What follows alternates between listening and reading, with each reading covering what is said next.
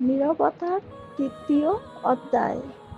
জলশক্তির ছায়াপথে নির্বাক এক সন্ধ্যা নেমে আসে, যেখানে শব্দেরা মৃত আর আমি হৃদয়ের নিঃশেষিত তিমিরে তোমার না ফেরা পায়ের ধ্বনি শুনি ছায়ার ভ্রান্তিতে।